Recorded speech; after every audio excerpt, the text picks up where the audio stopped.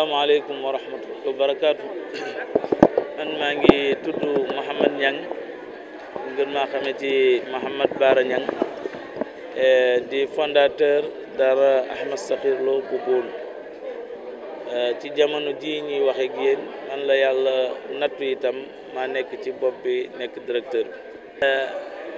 alhamdulilah mbégte bu rëy lañ ci àndal, mbégte boo xam ni foo ko natt rek wees na ko, rawatina bi ñu agsee fii fekk ni askanu Sénégal mën nañoo wax ni ak askanu Afrique ñëpp wuy si nañu Daara Ahmed Sakhir Lo ci Boune. loola gën naa dolleeti suñu mbégte. alhamdulilah lim bi dafa gën a yokk ci ñaari wàll yëpp. ngeen ni 1995 la daara ji juddu ci ñaari ndonga, benn bu góor ak bu jigéen. tey jii ci jamono ji ñuy wax ak yéen ñaari junni ndonga ak ñetti téeméer ñoo doon jàng ci année scolaire 2024 2025. lim bi yokkuwaat na it ci ñi mokkal, ndax ñu ngi doon sargal léegi 158 muy téeméeri ndonga ak juróom fukk ak juróom ñett. mën nañoo wax ni lim bi yokkuwaat na, ndax ñu ngi doon sargalaale tey ndonga bu jëkk ci daara ji mu jàll doctoram fële ci Jaami'a Islam Madinatul Munawwar. ñu ngi ko doon jox kàddoom, waaye di joxaale yeneen i ndonga ñaar ñu nekk France def seen master ba pare, ak kenn ku nekk Canada def master ba pare. kon mën nañoo wax ni lim bi yokku na, waaye itam yokku na bi ñu ñëwee Dakar Arena mu nekk 15000 places, bi ñu tegee ci suuf dem na ba 17000 places. tey ñu gis ni Sénégal wuy si nañu, ahlul Quran wuy si nañu ba place bi fees dell. kon mën nañoo gis ni lim bi yokku na bu baax a baax ci wàll yi. waaw alhamdulilah lii sant yàlla la, ndax 1995 bi daara di juddu ñi nga xam ni ñëw nañu di sunuy kilifa yu bees, yàlla na leen yàlla dimbali ci 2024 2025 bi ñu nekk. programme bi ñu am pour daara ñun 1995 programme boobu la ñu amoon pour daara. ci loolu itam lañ doon liggéey 30 ans yi. yaakaar naa ni li ñu liggéey ci 30 ans yi gis nañ ni li nu taxoon a jóg lu bare bari liggéey nañ ko ci. donte nag liggéey bi des na, bu tombee nag ak kilifa yi ni dañoo war a defaraat beneen citoyen bu bees boo xam ni daara la ñu bëgg a dénk pour mu tëggal leen ko, te buñ ko dénkee daara am ci li leen gënal, loolu dañuy bégal lool, fasal yéene rek jox leen loxo nañ leen daan joxe loxo ngir ñu ànd liggéeyal askanu réew.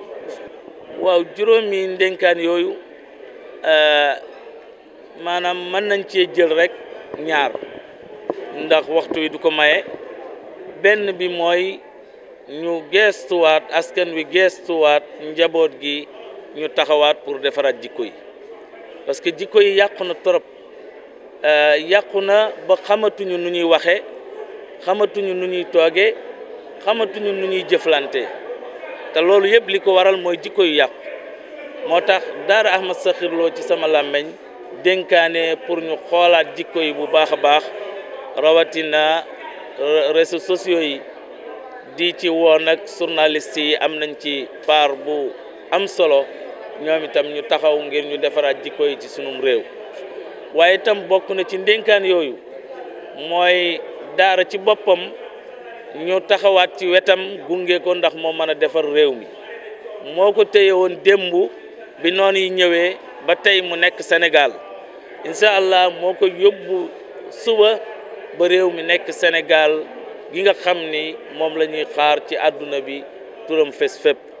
waaye itam nag ci ndénkaan yooyu bokk na ci état bi ñu gestuwaat Daara Ahmed Sakhir Lo, parce que 30 ans def nañ ko ci tool bi, li nu am ci kattan, li nu am ci xam-xam, li nu am ci man-man jox nañ ko réew mi.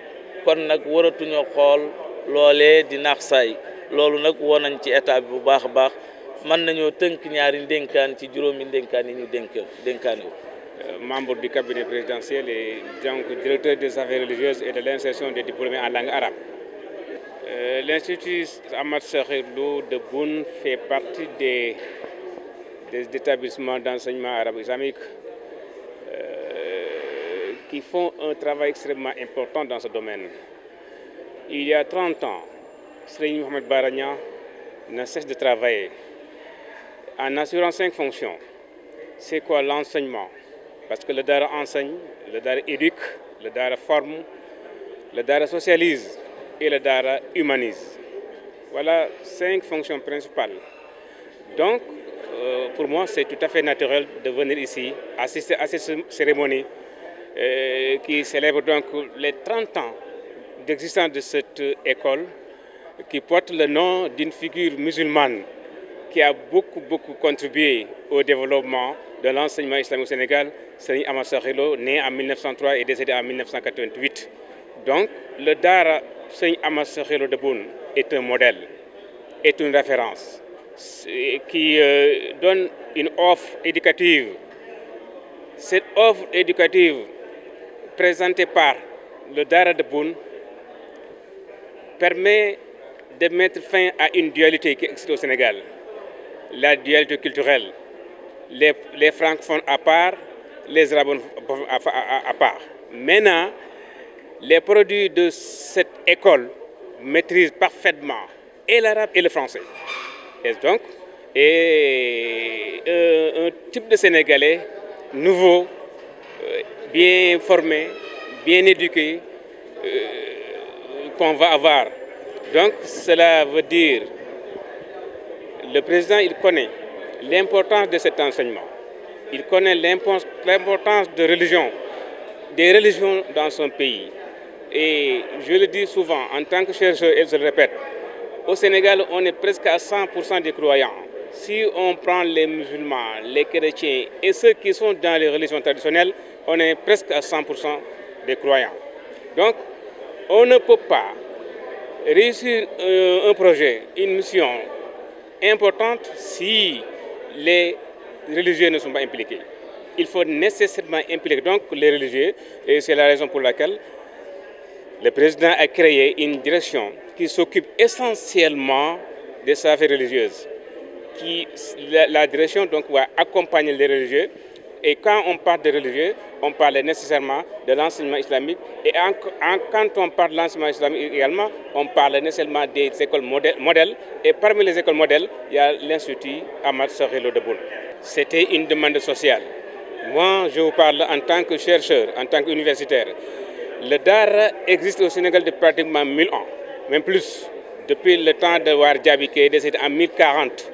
Donc depuis 1000 ans, on n'a jamais eu des assises nationales de Dara.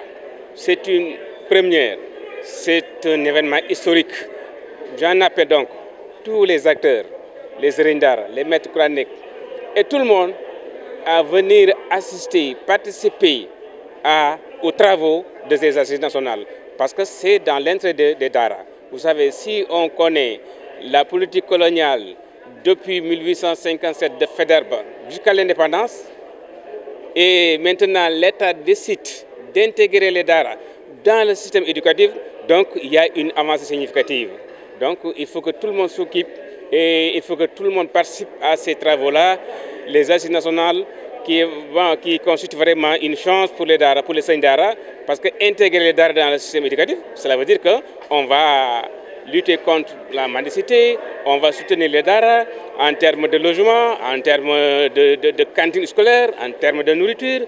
Vraiment, et il y a même des Serigne Dara qui seront recrutés et qui seront des salariés. Et ça, vraiment, c'est important, c'est à saluer, c'est un courage politique et vraiment, c'est une volonté politique. Enseigner, éduquer, former, socialiser et humaniser. C'est de contribuer au développement national, au sens propre du mot développement.